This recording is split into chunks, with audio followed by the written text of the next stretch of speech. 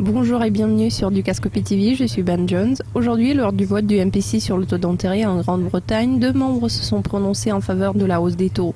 Pour analyser ce fait, j'ai contacté le professeur Kent Matthews.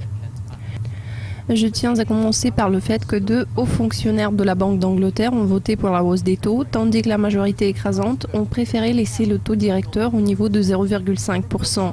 Qu'est-ce qui justifie les positions de chacune des parties ? Pour ce qui concerne la majorité, les perspectives du ralentissement de l'économie mondiale et les risques potentiels de la zone euro sont les principales raisons justifiant la prudence par rapport à la hausse des taux d'intérêt. Il y a quelques mois, certains d'entre eux se prononçaient en faveur de la hausse précoce, mais maintenant ils optent pour reporter cette mesure. Quant aux fonctionnaires qui ont opté pour l'augmentation du taux d'intérêt, le problème ici, c'est que la normalisation devrait se produire tôt ou tard. Si l'euro devait traverser une crise, une action adéquate et tangible pour les marchés serait nécessaire. Il n'y a rien de plus efficace que la baisse des taux et il doit y avoir certaines réductions quelque part. Sur l'euro, ce taux est proche de 0, faisant 0,5%. Il n'y a donc rien à réduire. Ça n'aboutirait quasiment à rien de bon, donc il faut faire un effort pour arriver à la normalisation et puis baisser les taux d'intérêt.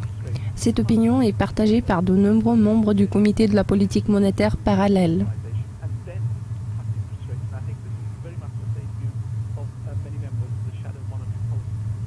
Dans quelle mesure le ralentissement de l'élan dans la zone euro affecte la politique actuelle de la Banque d'Angleterre ?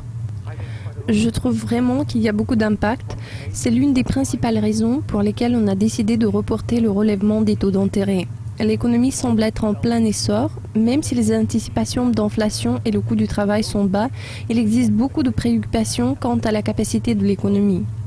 Tôt ou tard, il doit y avoir une normalisation au niveau des taux d'intérêt, tout simplement parce que nous ne pouvons plus vivre dans les conditions des répressions financières. Quand les taux d'intérêt sont si bas, ils ne favorisent pas l'épargne, pourtant ils offrent des subventions à ceux qui prêtent de l'argent.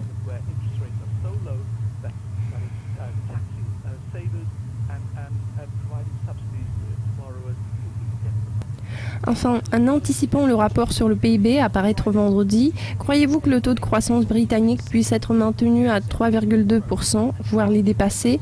Combien de temps ce niveau pourra-t-il durer? Je ne le pense pas pour 2 raisons. La première raison, c'est qu'il y a eu une révision majeure des données du PIB faite par le Bureau national des statistiques. Ça alimente des doutes par rapport à la capacité économique existante. Même si nous prenons ces doutes en compte, les enquêtes fournissent des preuves supplémentaires du faible volume des capacités inutilisées. La reprise économique est mesurée à 3,2% et implique toujours de nouvelles capacités que nous appelons le PIB potentiel. Il est fort probable que le taux de croissance potentiel du PIB a chuté à 2,5% en raison de la crise. Si la capacité est très faible, nous serons en mesure d'avoir un rythme de croissance soutenu de 2,5%. Je n'y vois rien de mauvais, c'est la situation que nous avons eue après la Seconde Guerre mondiale dans les années 1970. Le taux de croissance de 2,5% est tout à fait positif. Dans les années 1980, nous avons vu le taux de croissance grimper vers 3% et cette tendance a continué dans les années 90. À un moment donné, nous avions cru que cette tendance allait rester pour toujours.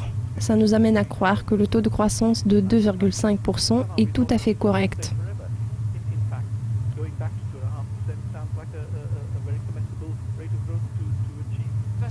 Professeur Matthews, merci beaucoup de vos commentaires. Chers spectateurs, merci de nous avoir suivis. Restez à l'écoute de Dukascopy TV pour plus de mises à jour financières. À la prochaine.